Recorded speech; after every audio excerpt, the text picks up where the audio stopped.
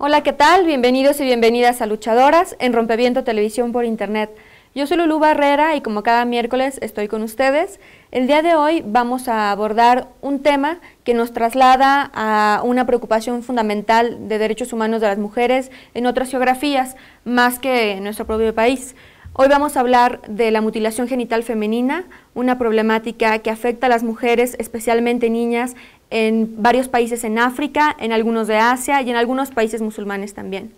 En un momento más volvemos para comenzar con esta emisión de Luchadoras en Rompeviento Televisión por Internet. No se vayan.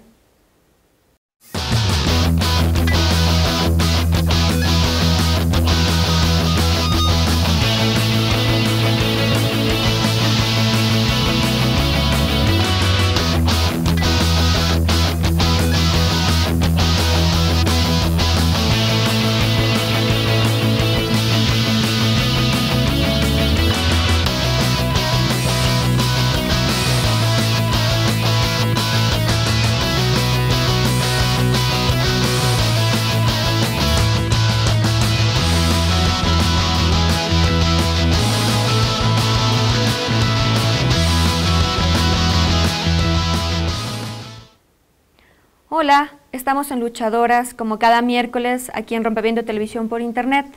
El día de hoy vamos a recuperar un material que hemos realizado para ustedes hace algunos meses, estando de visita en Bruselas, en la Oficina para las Instituciones Europeas de Amnistía Internacional, donde tuvimos la oportunidad de platicar con la directora de la campaña para erradicar la mutilación genital femenina, por sus siglas en inglés es EFGM, Eradicate Female Genital Mutilation. Vamos a hablar con Christine Luz. Ella nos va a platicar un poco acerca de cuál es el abordaje de Amnistía Internacional sobre esta problemática de derechos humanos de las mujeres. La mutilación genital femenina, desde aproximadamente 1997, fue abordada como un tema de derechos humanos a nivel internacional. La Organización Mundial de la Salud la define como todos aquellos procedimientos que de forma intencional y con motivos no médicos buscan alterar o dañar de alguna manera los genitales femeninos. Es muy común que la mutilación genital femenina se conciba o se piense en algunas latitudes donde no estamos tan familiarizados con el tema como una forma de circuncisión masculina. Sin embargo, hay elementos muy distintos. Hay elementos sobre la forma en que se lleva a cabo, los contextos en que se lleva a cabo y el consentimiento y el no consentimiento de las mujeres y niñas que lo viven, que hacen de este tema un tema muy distinto. Es un tema que en muchas ocasiones se compara con una forma de tortura sexual. Actualmente hay alrededor de 140 millones de mujeres y niñas en todo el mundo que han pasado por una experiencia de mutilación genital. Esto significa que al año aproximadamente 3 millones de mujeres la experimentan o en edades muy tempranas. Generalmente la mutilación genital femenina se lleva a cabo en niñas que no han llegado a la mayoría de edad, es decir, menores de 18 años, generalmente en edades adolescentes, ¿no? Esta estadística también se traduce en el número de casos experimentados al día. 8,000 niñas al día sufren la mutilación genital femenina, y este es un fenómeno que no solamente ocurre en algunos países de África, aunque predominantemente ocurre en ellos, sino que también se ha trasladado a otras geografías, como en Europa, por ejemplo, de los últimos años. Estos procedimientos no aportan generalmente ningún beneficio a la salud de las mujeres y de las niñas, aunque culturalmente o por algunas creencias tradicionales o religiosas, las propias familias que piden que sus niñas pasen por un procedimiento de este tipo, creen que sí. Vamos a profundizar un poco más sobre esto más adelante. Por el contrario, como implica la alteración y el daño de tejidos genitales, interfiere con las funciones básicas, por ejemplo, asociadas a la orina o a los ciclos menstruales, y realmente tiene consecuencias a largo plazo y muy dolorosas en la vida de las mujeres. Alguno de estos efectos, por ejemplo, es que puede producir hemorragias graves durante el momento del procedimiento, pero también después, ya a lo largo de la vida, otros problemas urinarios que pueden causar quistes, infecciones, pueden conducir a la infertilidad o incluso tener después complicaciones en el parto. Aumenta el riesgo con la mutilación genital femenina del riesgo de muerte de los recién nacidos y por supuesto también de las madres. Es una de las causas principales de mortalidad materna en los países africanos. Hay 4 tipos distintos de mutilación genital femenina y depende mucho del trabajo de intervención que se haga sobre las partes genitales de las mujeres. Entre ellos, el tercer tipo es el más agresivo, es de los que tiene los efectos más duraderos, más dolorosos y más riesgosos también para la vida de las mujeres. Generalmente, este tipo de mutilación, que es normalmente conocida como infibulación, lo siento, es el más complicado porque se unen los labios vaginales por completo y esto da lugar a que a lo largo de la vida de las mujeres después se tenga que someter a varias operaciones quirúrgicas. Vamos a ver en estos momentos un pequeño video de una campaña en el Reino Unido que busca reflexionar con mujeres jóvenes acerca de cuál es el significado de la igualdad entre mujeres y también de la igualdad entre mujeres y hombres jóvenes. Vamos a ver este video y volvemos en un momento más aquí en Luchadoras, en Rompeviento Televisión por Internet.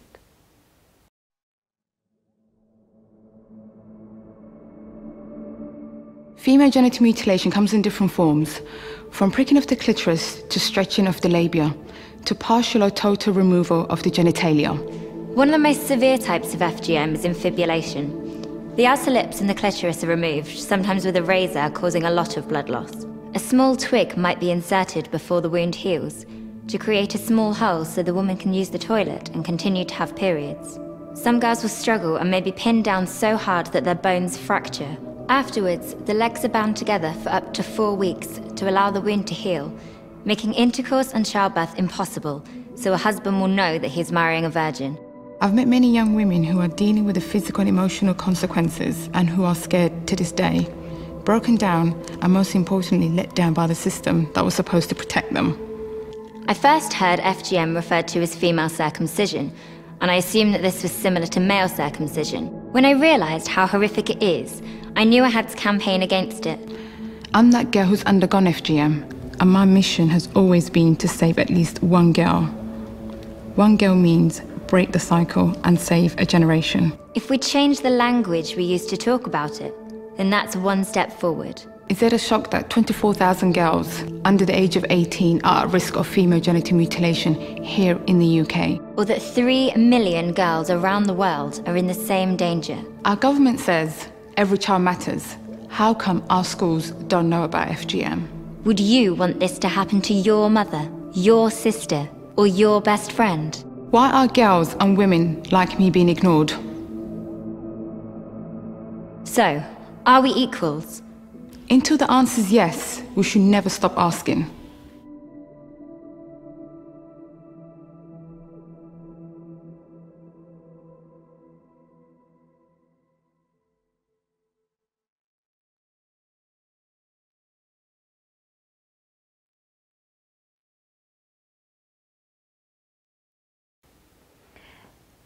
Recientes estudios realizados por algunas organizaciones y agencias internacionales han tratado de mapear cuál es la prevalencia de la mutilación genital femenina en diferentes países. Hasta ahora la información más certera o la que ha sido mayormente registrada es lo que sucede en algunos países de África. Vamos a ver a continuación una imagen que proviene de un informe estadístico de la UNICEF que ha producido en 2005 y en ella podemos ver en qué países de África se practica con con mayor proporción la mutilación genital femenina.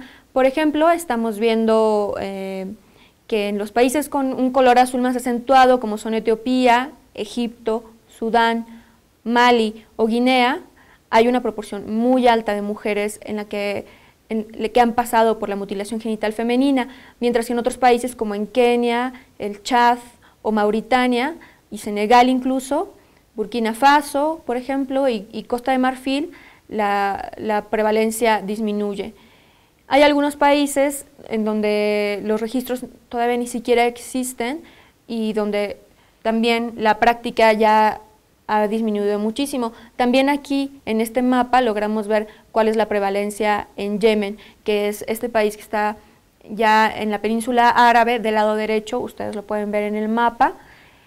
Y bueno, también en plática, en entrevista con Christine Luz, que es la que vamos a ver un poco más adelante, podemos saber acerca de otros casos que han sucedido en algunos países asiáticos, pero también en países latinoamericanos, como en Colombia. Hay una agenda muy clara a nivel internacional, no solamente por organizaciones como Amnistía Internacional, sino por propios organismos como la Organización Mundial de la Salud, UNICEF, el Fondo de las Naciones Unidas para la Población, donde tienen una agenda clara de cuáles son los siguientes pasos para lograr que los gobiernos se comprometan para erradicar la mutilación genital femenina, una práctica que generalmente se lleva a cabo en niñas menores de edad sin su consentimiento y que tiene efectos a largo plazo en la vida de las mujeres. Volvemos en un momento más aquí en Luchadoras para seguir platicando de este tema y poder presentarles a nuestra invitada el día de hoy.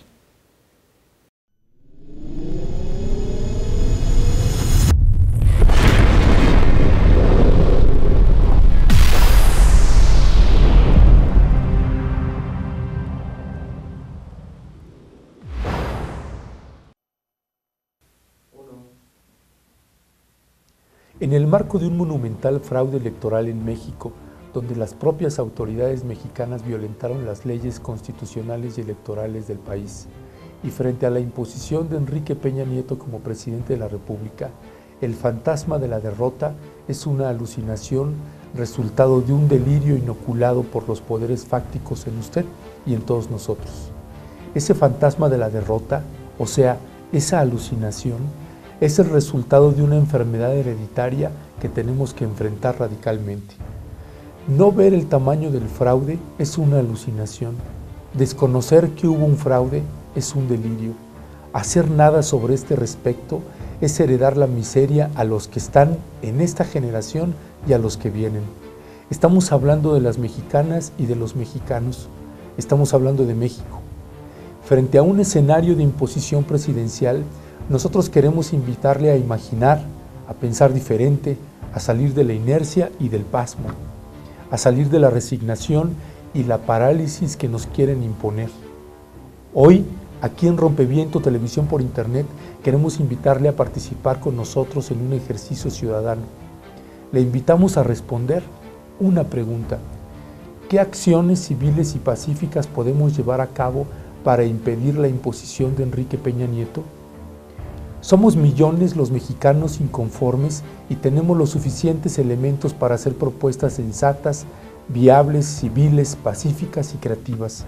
En Rompeviento Televisión por Internet iniciamos la primera etapa de la campaña nacional contra la imposición. Escríbanos por favor al correo electrónico noalaimposición@rompeviento.tv. Aquí puede enviarnos sus propuestas, estas se recibirán hasta el 22 de septiembre del presente año. Invitamos, por tanto, a los medios de comunicación honestos, éticos e independientes de los poderes fácticos a sumarse a esta campaña. Invitamos también a las universidades, escuelas, a los académicos, estudiantes, trabajadores, trabajadoras, amas de casa, artistas, cineastas, videastas, músicos, reporteros, reporteras, actores, actrices, padres y madres de familia, hombres y mujeres, a sumarse a este ejercicio civil de pensar juntos y en voz alta qué acciones civiles y pacíficas podemos llevar a cabo para impedir la imposición de Enrique Peña Nieto.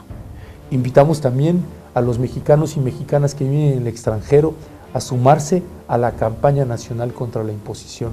Muchas gracias.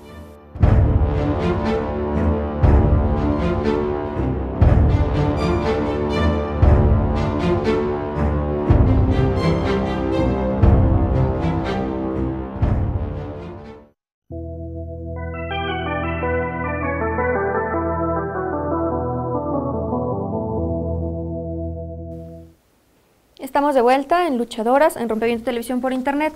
El día de hoy estamos platicando acerca de la mutilación genital femenina. Generalmente hay algunas concepciones o ideas falsas relacionadas a esta práctica. Entre ellas es que es una práctica cultural y que como tal, bueno, debe respetarse lo que el grupo decide, cómo decide vivir sus ritos o expresar su identidad.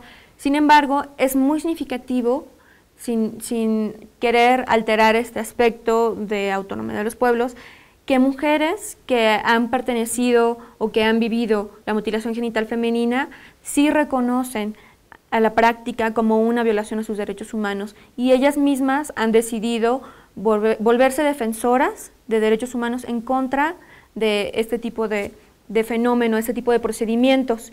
Como su nombre lo dice, es un tipo de mutilación, es decir, es una forma de atentar contra la integridad física y emocional de las mujeres. Los efectos de esta práctica son no solo físicos, sino emocionales. Hay algunas concepciones que normalmente hay en torno a esta práctica, por ejemplo, que son, dentro del grupo cultural que lo realiza, que son ritos de iniciación de las niñas de la edad hacia la edad adulta.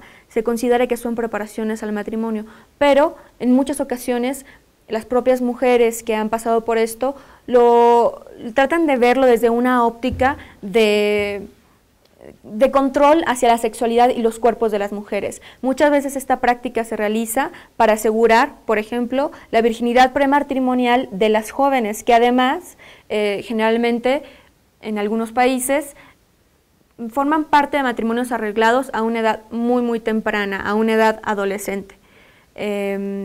No hay ningún motivo científico o médico o de higiene que realmente esté detrás de estas prácticas. En ese sentido, es una forma social y de control hacia las mujeres basada profundamente en una discriminación de género y en la visión de que las mujeres deben de ser controladas y deben estar y de determinar su sexualidad y su reproductividad a partir de lo que los hombres determinan. Es así que vamos a ir ya un poco más a profundidad sobre ese tema en entrevista con Christine Luz. Les recuerdo, ella es directora de campaña para erradicar la mutilación genital femenina en la Oficina Europea de Amnistía Internacional con sede en Bruselas. Vamos a conocer más de este fenómeno y de su perspectiva de derechos humanos a continuación. Hola, ¿qué tal? Bienvenidos y bienvenidas a Luchadoras. El día de hoy estamos con Christine Luz. Ella es directora de la campaña para erradicar la mutilación genital femenina en la Oficina de Instituciones Europeas de Amnistía Internacional con sede en Bruselas. Thank you. Hola. Gracias, Christine.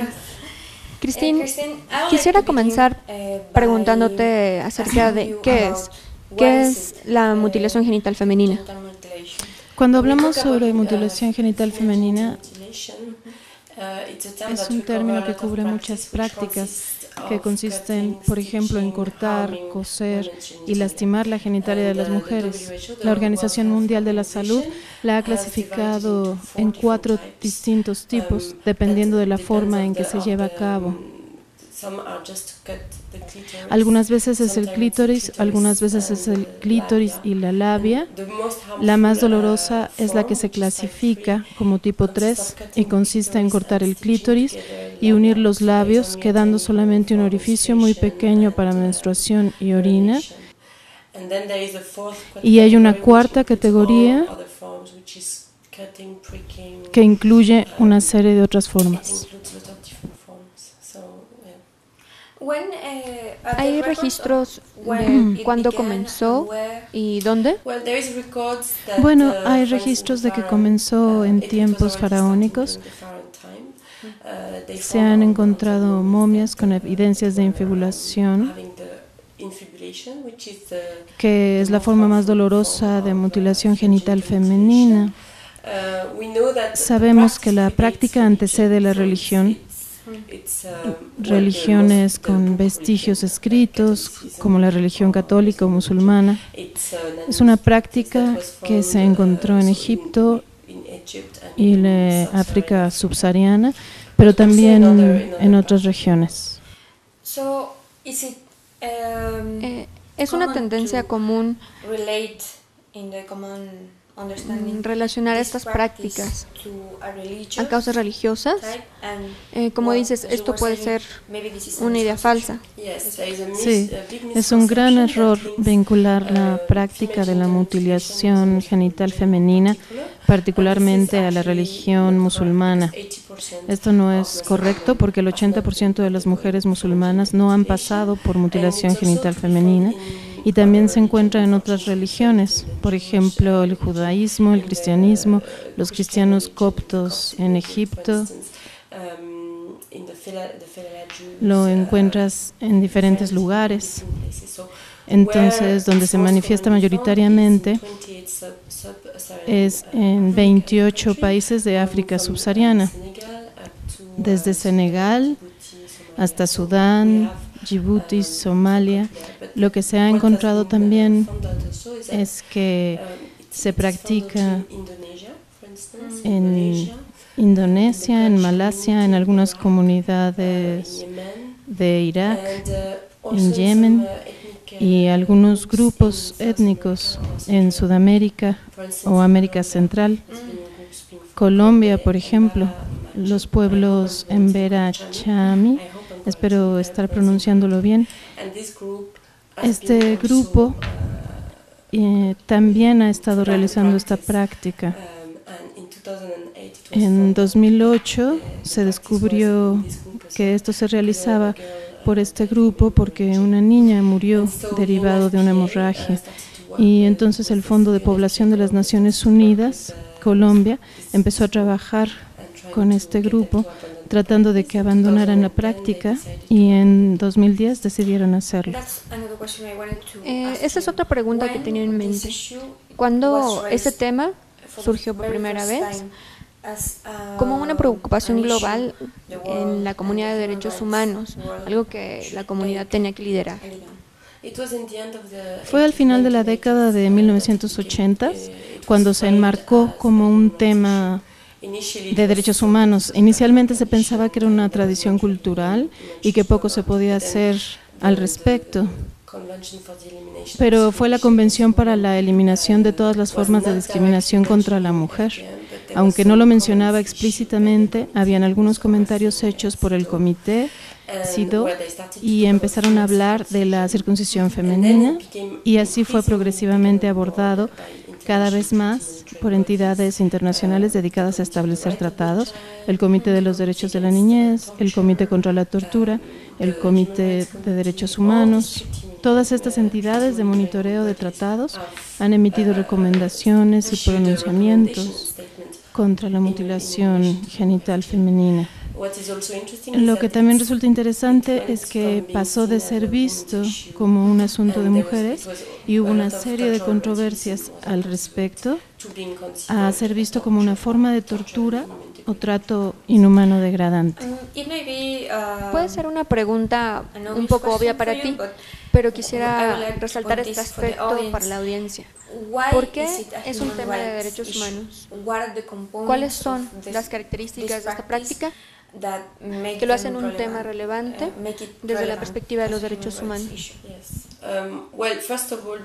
Sí, bueno, en primer lugar porque se realiza sin consentimiento y en niñas menores de edad, usualmente entre los 0 y los 14 años de edad. Es una violación a los derechos humanos de las niñas y es una violación a la obligación de adherirse a equidad y no discriminación entre mujeres y hombres. Entonces es una violación a la equidad de género y también viola los derechos a la integridad física y el derecho a la salud, porque la mutilación genital femenina no solo tiene consecuencias a corto plazo, sino también a largo plazo. Estas son comparables a formas continuas de tortura durante la vida de las mujeres, consideradas así como el Rapporteur Especial de las Naciones Unidas contra la Tortura. Entonces, estamos hablando no solo del momento en que sucede, sino de una forma de tortura que continúa. Las consecuencias no cedan, tiene también implicaciones en el derecho de las mujeres a la vida, porque frecuentemente representa dificultades en el parto, por lo que ocasiona mayores tasas de mortalidad materna. Y al ser considerada una forma de tortura y un trato ilegal por las agencias de las Naciones Unidas, representa un dolor enorme contra el consentimiento de la persona y tiene un efecto de largo alcance.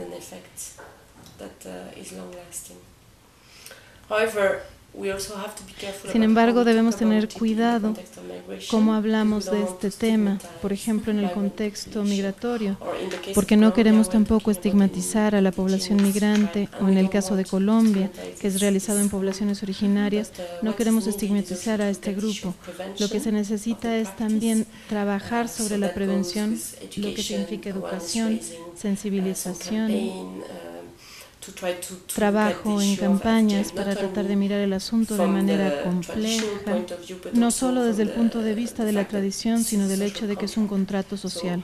Los padres piden que se realice a sus hijas porque creen que así se integrará mejor al grupo, tendrá mayores posibilidades de casarse. Entonces, debe haber más discusión sobre este aspecto también. Por ejemplo, que los hombres decidan contraer matrimonio con las mujeres aún sin haber pasado por la mutilación. Okay. Vamos a hacer una pausa y quisiera volver para seguir abordando el asunto de la complejidad, del debate que implica que esta sea una práctica cultural. ¿Okay? Regresamos en un momento. Perfecto.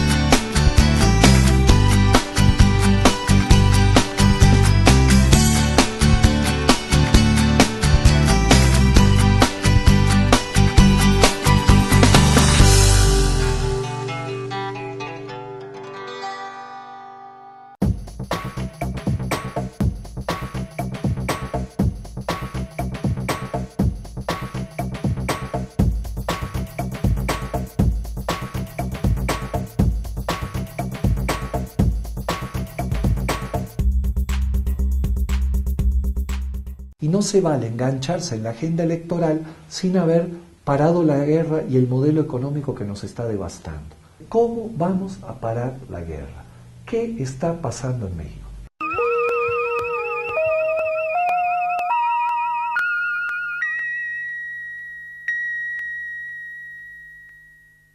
Bien, estamos de vuelta con Christine Luz en la Oficina de Amnistía Internacional para las instituciones europeas en Bruselas. Christine, we were talking about, Christine, estábamos hablando de la complejidad que representa que esta sea una práctica cultural y cómo puede ser abordado este aspecto. Hay dos lados de la cuestión. Uno es caer en estereotipar a cualquier grupo que lleve a cabo la mutilación genital femenina, pero también cómo respetar las prácticas culturales. No tienen que estar necesariamente en conflicto. ¿Me explico? Sí, creo que todas las personas tienen derecho a que se respete su cultura, Pero cuando hablamos de tortura, ahí es cuando se establece un límite. La cultura no debe ponerse al mismo nivel que la tortura en ese sentido. Este argumento cultural cada vez es menos utilizado porque los efectos perjudiciales que tiene sobre las mujeres y niñas. Sabes, no puede uno no oponerse, pero de cualquier modo, si miramos a las dinámicas de la práctica, sí es muy compleja, porque las razones por las que los padres piden que se realice la mutilación genital femenina a las niñas no es para lastimarlas, sino que de verdad piensan que lo están haciendo por el bien de ellas, por su bienestar, porque así serán aceptadas por el grupo, se podrán integrar y casarse. Entonces, en ese sentido, lo importante es reafirmar claramente que la mutilación genital femenina es una violación de derechos humanos y tener legislación para estos efectos, pero también combinar esta legislación y medidas punitivas con medidas preventivas. Información, sensibilización, trabajo en campañas, programas educativos, empoderamiento de niñas y mujeres, porque la mutilación genital femenina es también una forma de controlar el cuerpo de la mujer, su sexualidad, una forma de mantener a la mujer en una posición de inequidad. ¿Sabes? Entonces necesitamos realmente un enfoque holístico, medidas de protección con involucramiento de servicios para la niñez, servicios sociales, policiales y también servicios para las mujeres que ya han pasado por mutilación genital femenina. Desafortunadamente hay estimaciones de que existen unos 140 millones de mujeres y niñas que han pasado por mutilación genital femenina en el mundo y 3 millones están en riesgo cada año y eso es 8,000 por día. Es decir, en un minuto hay 5 niñas en riesgo de pasar por mutilación genital femenina. Es una gran dificultad y necesitamos estar al tanto de que tiene un gran impacto en el bienestar de mujeres y niñas y por lo tanto en toda la comunidad. Porque el hecho de que estén en riesgo significa que necesitarán mayores servicios de salud y mejores servicios durante toda su vida. Entonces, este es un hecho que debe ser tomado en cuenta en programas de prevención, que por supuesto hay un elemento de salud, uno de derechos humanos y un componente de igualdad en el tema. ¿Existen registros que den cuenta de la prevalencia de la mutilación genital femenina sucediendo no solo en geografías específicas, sino en grupos sociales específicos? Por ejemplo, si esta práctica tiene consecuencias sobre la salud de las mujeres y no hay acceso a los servicios, ¿qué pasa? Bueno, por el momento tenemos estimaciones, porcentajes, registros de prevalencia sobre 28 países africanos y Yemen. Sabemos la prevalencia en estos países. Por ejemplo, en Somalia es muy alto, 90% de la población. Malí igual, es alrededor del 95% de la población. En Egipto también hay números muy altos. Entonces, también conocemos el tipo de mutilación más predominante. Por ejemplo, el tercer tipo, siendo el más dañino, el que puede tener peores consecuencias en las mujeres, que se practica en Somalia y Egipto. Entonces tenemos este tipo de información sobre estos lugares donde se lleva a cabo. No tenemos estimaciones sobre los números en Indonesia, Kurdistán, o en Europa, o en Sudamérica y América Central. Entonces, esto es algo que también tiene que pasar. ¿En que se recoja este tipo de información? Necesitamos recoger esta información de una manera que sea sensible a la población. No queremos estigmatizar más a la población, pero sí necesitamos saber cuántas mujeres y niñas han pasado por mutilación genital femenina o están en riesgo para poder proveer los servicios adecuados, la protección adecuada, campañas de prevención adecuadas, por ejemplo.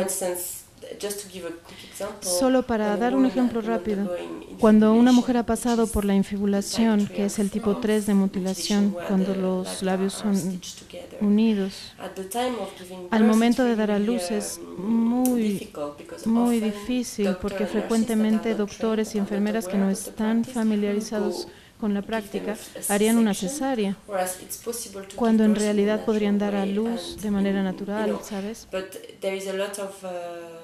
Pero aún hay mucha sensibilidad por adquirir de parte de los profesionales de la salud para reaccionar bien ante estas situaciones. Muy frecuentemente, enfermeras y parteras se impactan cuando descubren que alguien ha pasado por mutilación genital femenina. Sí, también mencionaste que en Sudamérica hay registros de que esto sucede. Y seguramente es algo que en América Latina, y bueno, concretamente en México, pensaríamos que es algo que no es cercano a nosotros. ¿Podrías hablar más de estos casos? Sí, sobre los casos que sabemos en Colombia, en el grupo étnico de los Embera Chami,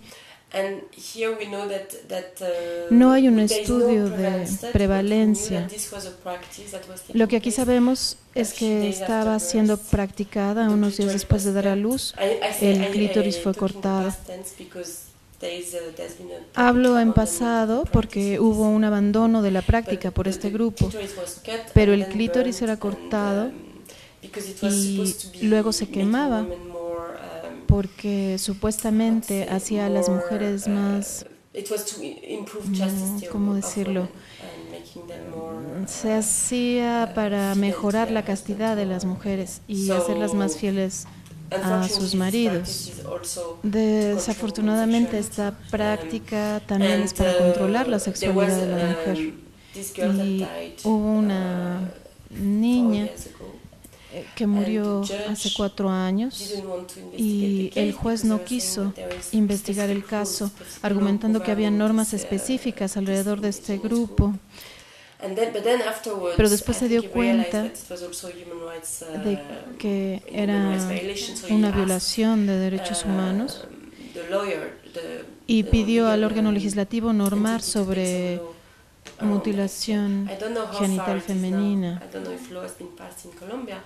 No sé el estatus actual de esta propuesta, si hubo efectivamente una modificación legislativa, pero a través del trabajo de la UNFPA en Colombia, la práctica terminó y se firmó una declaración pública que indicaba que cualquier persona que buscara practicarla sería demandada por la ley local del grupo. Ok, vamos a hacer una segunda pausa y volvemos en un momento. Quédense con nosotros, estamos en Luchadoras, en Rompeviento Televisión por Internet.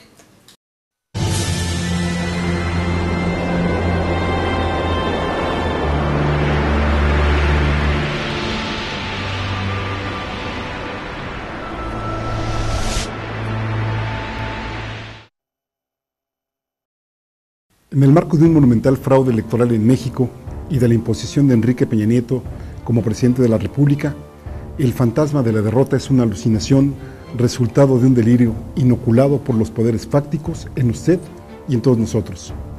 Ese fantasma de la derrota, o sea, esa alucinación, es el resultado de una enfermedad hereditaria que tenemos que erradicar radicalmente. No ver el tamaño del fraude es una alucinación. Desconocer que hubo un fraude es un delirio. Hacer nada sobre este respecto es heredar la miseria a los que están en esta generación y a los que vienen. Estamos hablando de México. Frente a un escenario de imposición presidencial, nosotros queremos invitarla a imaginar, a pensar diferente, a salir de la inercia y del pasmo, a salir de la resignación y la parálisis que nos quieren imponer. Hoy queremos invitarla a participar con nosotros en un ejercicio ciudadano. Le invitamos a responder una pregunta. ¿Qué acciones civiles y pacíficas podemos llevar a cabo para impedir la imposición de Enrique Peña Nieto? Somos millones los mexicanos inconformes y tenemos los suficientes elementos para hacer propuestas sensatas, viables, civiles, pacíficas y creativas. En Rompeviento Televisión por Internet iniciamos la primera etapa de la campaña nacional contra la imposición. Escríbanos al correo electrónico noalaimposición@rompeviento.tv. Aquí pueden enviarnos sus propuestas. Estas se recibirán hasta el 22 de septiembre del presente año. Invitamos, por tanto, a los medios de comunicación honestos, éticos y profesionales a sumarse a esta campaña.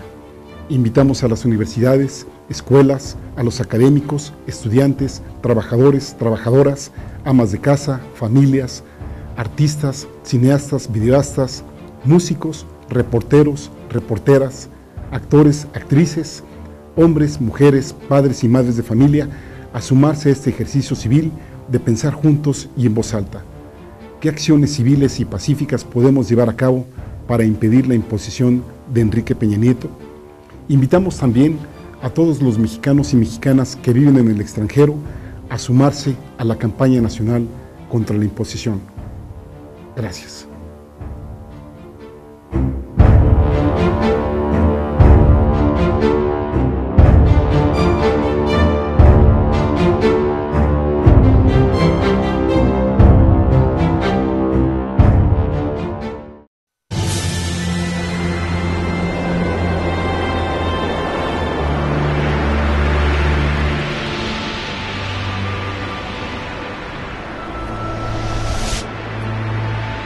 Gracias por estar de vuelta con nosotros aquí en Luchadoras, en Rompeviento Televisión por Internet.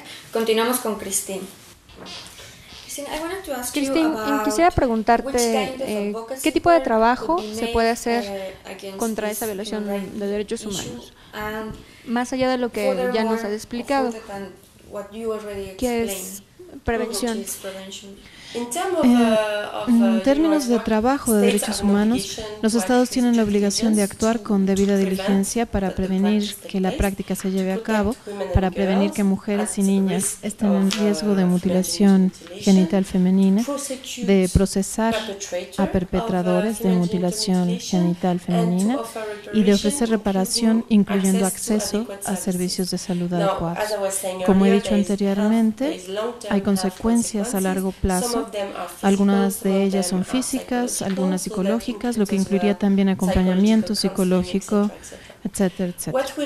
Por lo que estamos trabajando es para que los estados cumplan sus obligaciones internacionales en integrar el tema de mutilación genital femenina en programas para erradicar la violencia contra las mujeres.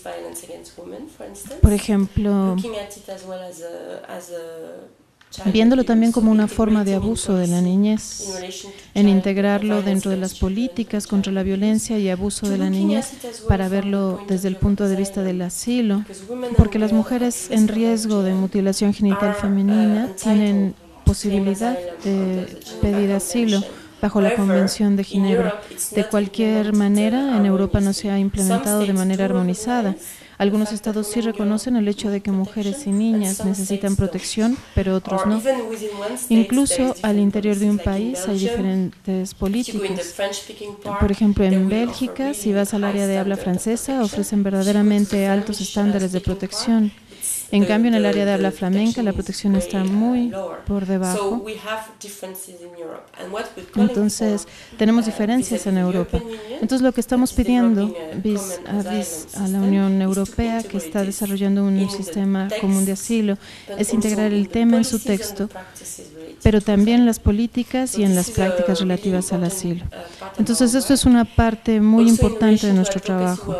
También en lo que corresponde al trabajo de campaña, estamos pidiendo un instituto estadístico y de investigación que pueda recoger datos cualitativos y cuantitativos sobre la práctica.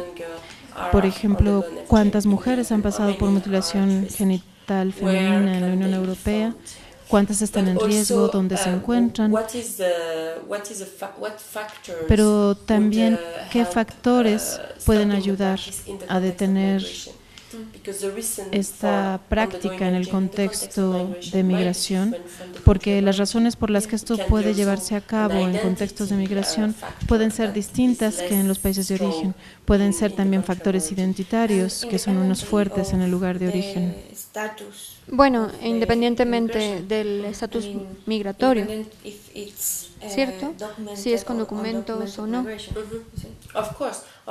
Por supuesto, aunque sí es más difícil saber cuánta población inmigrante indocumentada sigue teniendo esta práctica, pero sí esto debe estar contabilizado, aunque sea técnicamente más difícil. Pero si el estatus no debe representar una barrera para tener acceso a prevención y a protección para mujeres que han pasado por mutilación genital femenina. Esto es verdaderamente esencial. También estamos teniendo un rol como un actor global, porque la Unión Europea es el mayor donante de ayuda internacional en el mundo, y eso puede determinar áreas de incidencia. Por ejemplo, innovación sobre temas de derechos humanos, puede desarrollar estrategias en países de África, en Indonesia, en lugares donde la mutilación genital femenina se practica, y por lo tanto en este contexto recordarle a los estados que necesitan apegarse a sus obligaciones internacionales y en ese sentido ayudar a prevenir que la práctica continúe. Y bueno, el enfoque de nuestra campaña es trabajar a nivel de la Unión Europea, porque hasta ahora no ha habido un enfoque concertado a nivel de la Unión Europea.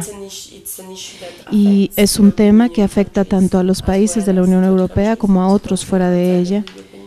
Y creemos que la Unión Europea tiene un rol clave que jugar.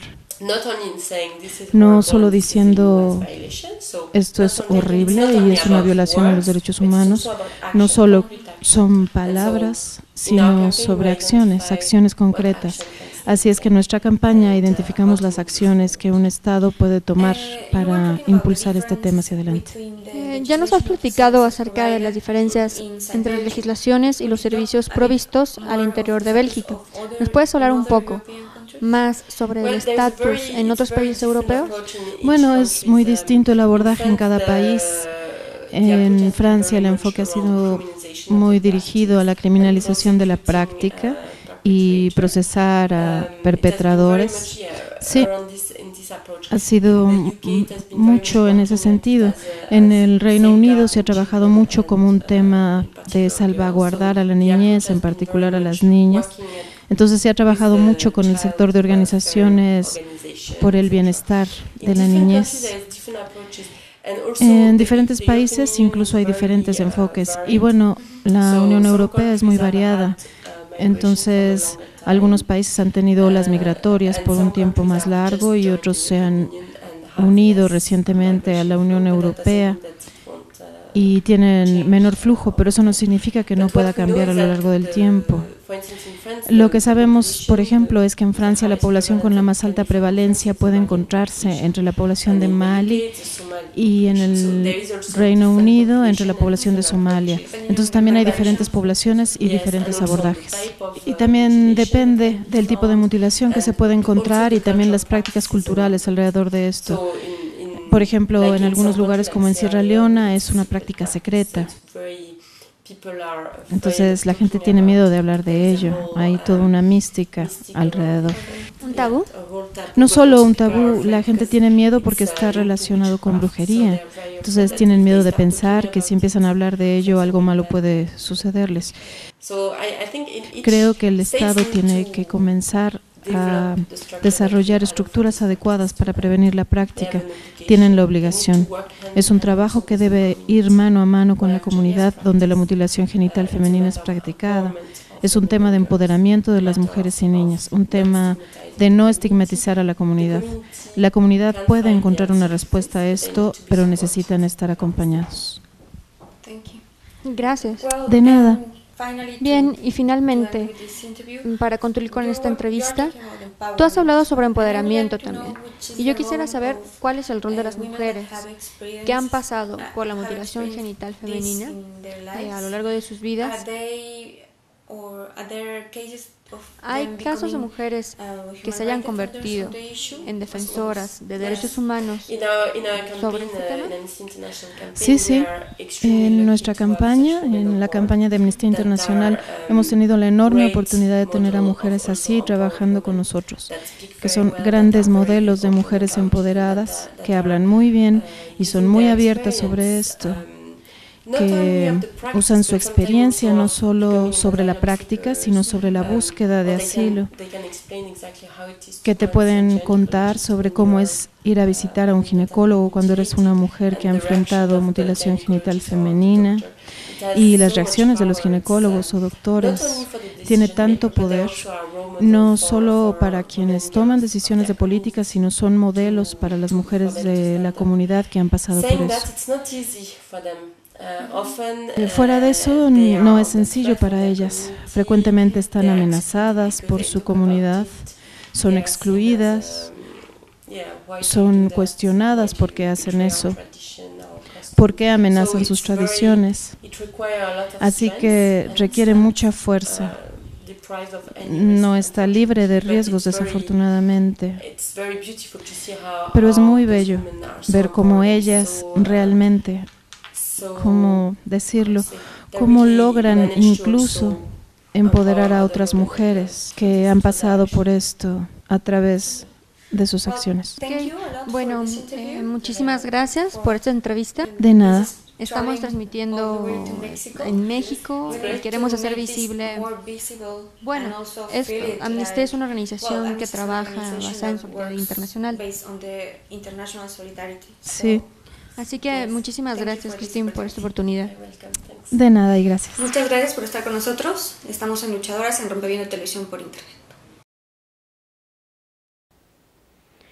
El día de hoy platicamos con Christine Luz, directora de la campaña para erradicar la mutilación genital femenina de la Oficina de Instituciones Europeas de Amnistía Internacional. Como pudimos ver en la entrevista, es fundamental que tampoco estigmaticemos a las comunidades o a los grupos donde se realiza este tipo de procedimientos hacia niñas y mujeres jóvenes. Si bien es una violación de derechos humanos terrible, el sufrimiento por el que pasan las niñas es atroz, es importante que se haga siempre en el marco de respeto a las comunidades y acompañado los procesos de negociación y de transformación de la percepción de la mutilación genital femenina en esas comunidades. En este sentido, se ha expresado Christine Luz de Amnistía Internacional y quisiera repasar con ustedes básicamente, de manera muy rápida, cuáles son las 5 peticiones fundamentales por las cuales Amnistía Internacional está trabajando en la Oficina de Instituciones Europeas con sede en Bruselas, que está estratégicamente ubicada ahí para poder negociar y establecer diálogos con el Parlamento Europeo, entre otras instituciones. Por ejemplo, Amnistía Internacional está pidiendo porque se recojan datos sobre cuál es la prevalencia de la mutilación genital femenina en países europeos, que es un fenómeno hasta ahora que se cuenta con pocos datos estadísticos. Hay cálculos de que aproximadamente 500,000 niñas en el Reino Unido, por ejemplo, pasan por este tipo de procedimientos. Una segunda petición es que haya acceso disponible de servicios de salud a las mujeres y niñas que han pasado por procedimientos de mutilación genital. También que haya mejores mecanismos para combatir la violencia contra las mujeres y las niñas en general en países donde se comete la mutilación genital, pero también en países europeos. Una cuarta prioridad para Amnistía Internacional, que es muy importante en el contexto de migración, es que se generen parámetros o guías muy concretas sobre procedimientos de asilo y refugio, para que mujeres que llegan a Europa pidiendo asilo o refugio por haber sido o haber pasado por mutilación genital femenina puedan encontrar los procedimientos adecuados para ser recibidas en estos países. Y finalmente, que cada vez crezca más la presencia de este tema en las negociaciones y en los debates internacionales entre agencias y organismos de las Naciones Unidas, por ejemplo, y de otros países sobre este tema. Desde 1997, como les decía a un principio del programa, la Organización Mundial de la Salud, junto con otros organismos de la ONU, empiezan a hablar de la mutilación genital femenina como un tema de derechos humanos. En 2008 y en 2010 se crean estrategias específicas en estas agencias para empezar a incidir en la transformación de esta realidad. ¿Por qué la mutilación genital femenina es una violación de derechos humanos? Porque viola el derecho a la salud de las mujeres, a la seguridad y la integridad física, generalmente es cometido o es experimentado por niñas menores de edad, con lo que se viola algunos de los preceptos de la Convención Internacional de los Derechos del Niño, y también generalmente si conduce a la muerte es un atentado contra el derecho a la vida, tanto de la madre como de las niñas y de los niños. En algunas ocasiones se puede considerar que el dolor experimentado al ser víctima de una mutilación genital puede compararse con la tortura. Finalmente, la parte positiva y empoderadora, digamos, de esta historia es que las mujeres que han sido víctimas de violencia de este tipo se han convertido también en defensoras y en luchadoras para poder erradicar esta práctica. Por ejemplo, Waris Dirie es una mujer que nace en Somalia y que después llega a tener una trayectoria de vida súper interesante que les vamos a compartir en nuestro Facebook para que puedan profundizar un poco más en ella. Llega a Londres y trabajando ahí, primero en la calle, luego en un McDonald's, es descubierta, digamos, por un fotógrafo inglés y se convierte en modelo. Y después es una de las mayores defensoras de este tema. Les voy a dejar con un testimonio de ella, que funda después una organización llamada Flor del Desierto, y recuerden que pueden saber mucho más de esto y de la vida de Waris Dirie en facebook.com/luchadoras.rompeviento.tv. Les dejo con esta historia y este llamado de esta luchadora que nos inspira a seguir combatiendo este tema que es prioritario. Muchísimas gracias por estar aquí. Esto fue Luchadoras en Rompeviento Televisión por Internet. Nos vemos el próximo miércoles. Hi, I'm Waris Dirie. I've been fighting female genital mutilation for 12 years, and the problem is still here worldwide. Every 11 seconds, a little girl is mutilated somewhere in the world. It has nothing to do with religion, cultural, or tradition, but against all right of humanity. It's crime, it's cruel, it is unacceptable. I need you to come together and let's fight this problem and wipe it out.